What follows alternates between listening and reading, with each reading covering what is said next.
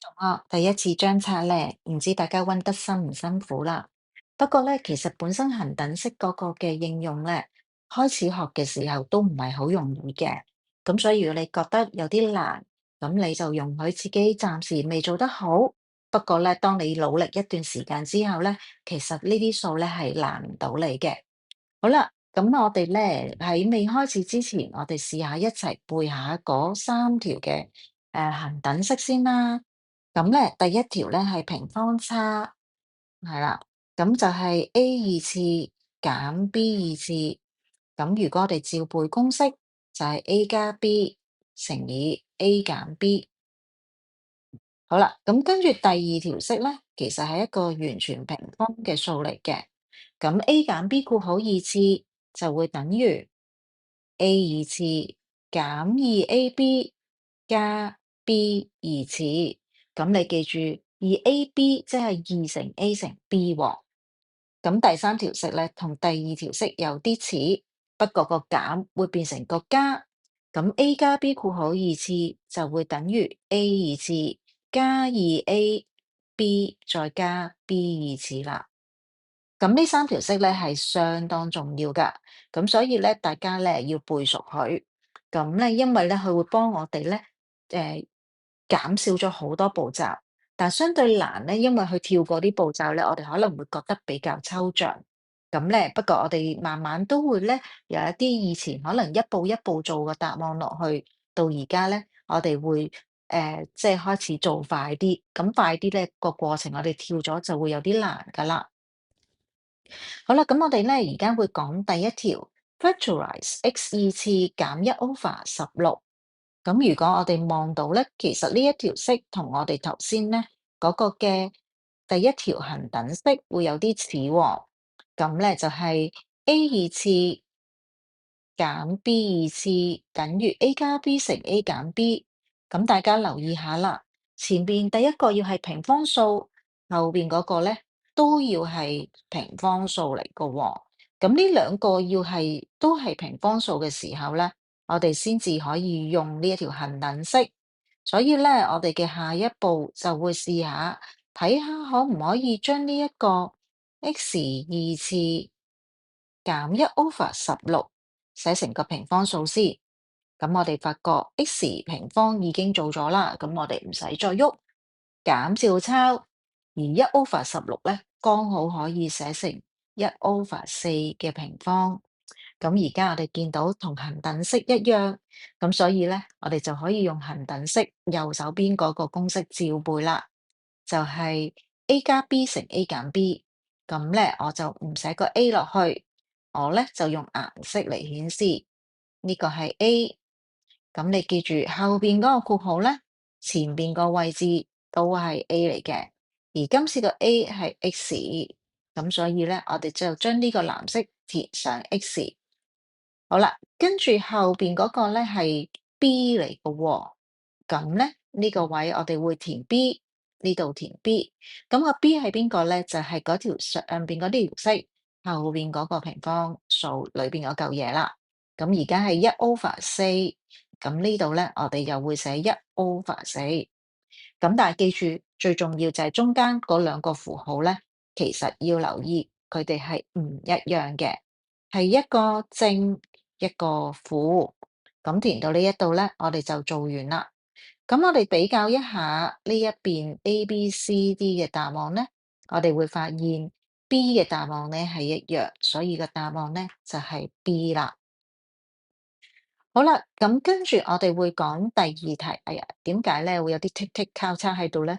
因為剛才錄影咧已經講咗一次，拆漏咗。不過咧，我哋都繼續啦。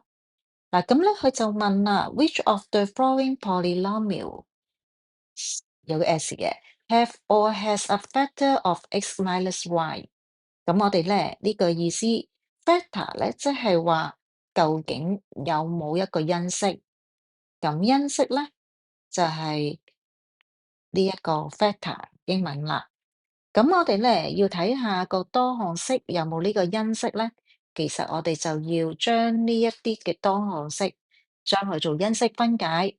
咁咧不過第一條咧其實係一條恒等式嚟嘅。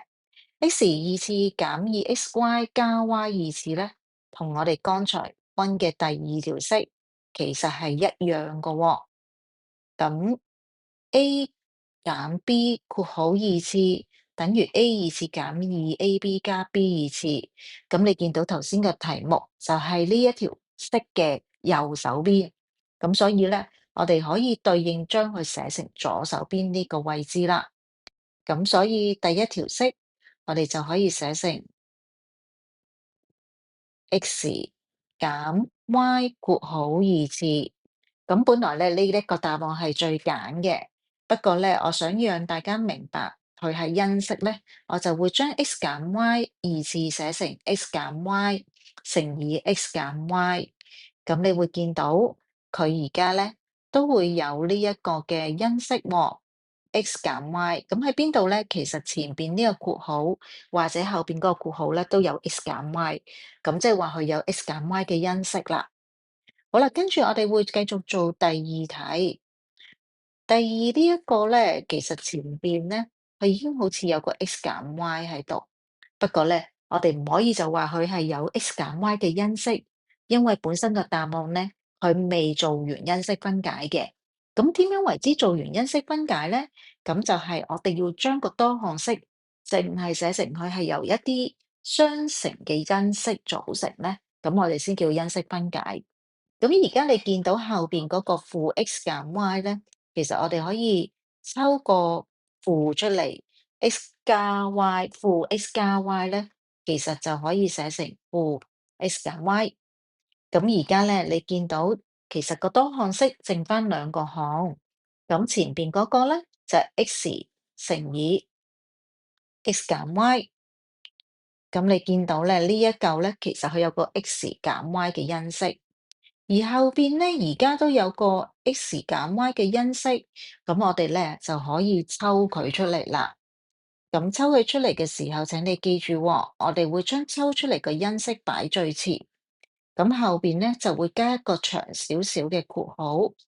咁咧前邊嘅部分，我哋就會係將抽剩嗰嚿抄落去。而家咧第一嚿因為要抽個 x 減 y，所以佢剩翻個 x。咁佢剩翻嗰嚿咧，我哋就會填喺前邊嘅位。咁咧，呢個係 x 嚟嘅，所以我哋會填 x。咁跟住第二嚿啦，第二嚿咧，我哋用第二種顏色。咁我哋發現咧，第二個位置後邊呢一嚿咧，佢其實咧係有個負 x 減 y。咁我哋抽個 x 減 y 出嚟咧，其實佢就會剩翻個負。咁我哋唔可以就咁填個負嘅，咁我哋咧就會填負一啦。咁所以咧個負擺在中間，呢個係一。咁所以我哋見到咧，其實呢一條多項式咧就可以拆成 x 減 y 乘以 x 減一。咁而 x 減 y 呢度咧又有即係佢嘅因式啦。咁所以第二條式咧都係有 x 減 y 嘅因式嘅。好啦，而第三條，咁如果你仔細望 x 二次加二 xy 加 y 二次咧，其實就會同我哋頭先背嘅第三條恒等式係一樣嘅，係啦。咁啊 highlight 咧俾你望一望先，咁咧你會發現 a 加 b 括號二次就會等於 a 二次加二 ab 加 b 二次。咁頭先嗰條多項式咧就係同呢條式嘅右手邊一樣喎。咁我哋咧將佢調翻轉去背，咁佢就會寫成 a 加 b 括號二次。咁而家個 a 咧係 x，個 b 咧係 y 括號二次。咁你見到佢做咗因式分解啦。咁我哋用翻剛才嘅原理，即係話咧，佢可以寫成 x 加 y 乘以 x 加 y。咁你見到呢兩個括號咧，其實都係淨係得 x 加 y 喺度，即係話佢淨係得 x 加 y 嘅因式，佢咧呢一度就冇 x 減 y 嘅因式啦。咁所以只有一、二係有 x 減 y 嘅因式，三就冇啦。咁所以咧，我哋見到只有 C 嘅答案咧係一同二啫。好，咁就做完啦。好啦，咁我哋跟住要講第三條。第三條睇落去咧，其實就有啲亂亂地嘅。同我哋啲恒等式就有啲唔似樣啦。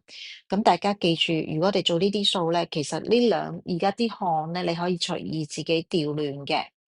咁譬如-196k 次加64h 次，咁我哋咧就將正數嘅項擺前邊，64h 次擺前邊，跟住咧將196k 搬到去後邊，咁就會變成呢個樣啦。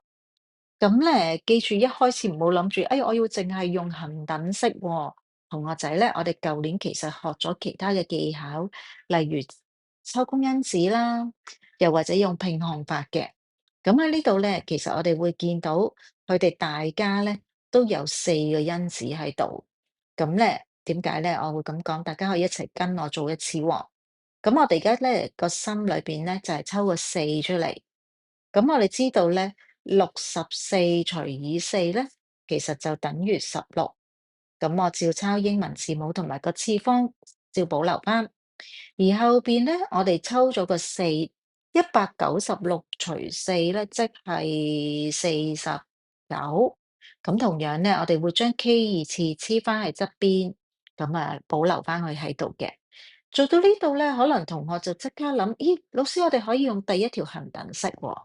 不過咧，同學仔你要望清楚第一條恒等式有啲特別嘅。第一條恒等式咧，其實個 A 前邊咧係一定要一嚟㗎，而 B 前邊都一定要係一喎。咁但係而家我哋見到呢一條式咧，其實嗰個 H 次前邊係16，而 K 次前邊係49啦。咁所以咧，佢未用得個恒等式住。不過咧，我哋又即係其實我估你都諗到嘅，就係16咧，H 次，其實我哋可以將佢寫成一個平方數，就係咧4h 括號2次，拆開之後咧就係等於16h 次啦。咁本身4同16h 次係乘嘅，咁因為用咗個小括號咧，我哋係將個小括號轉做中括號。跟住個減，我哋照抄49k 次咧，其實我哋就可以將佢寫成平方數7k 括號次。咁我哋咧開咗個中括號，咁而家就刪翻佢啦。咁而家咧，你會見到佢就同我哋條恒等式好似喎。可能有同學仔問老師，佢前邊都唔係一，佢係4喎，咁就錯啦。咁你試下仔細啲去睇喎。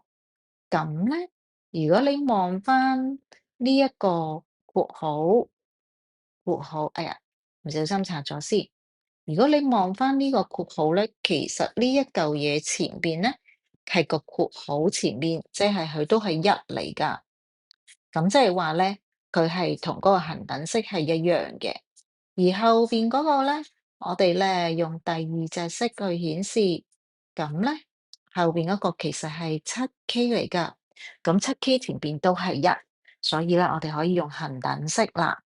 咁條恒等式頭先如果大家背過咧，係等於4要照抄啦，兩個括號相乘。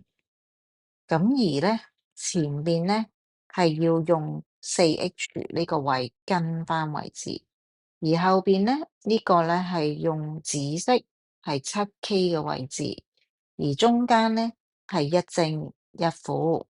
咁我哋填翻咧嗰啲嘅數字同埋英文字母落去，跟住咧呢個係4h，紫色係7k。咁最後咧，我哋就做完啦。咁我哋望一望咧，其實嗰個答案就會係4乘以4h 加 7k 乘以4h 減 7k，即係呢一個答案多啦。好，咁第一版咧就係咁樣做，希望咧對於你嚟講係會有啲幫助啦。咁如果有唔識，你可以隨時嚟揾我去問都得嘅，歡迎你哋去揾我。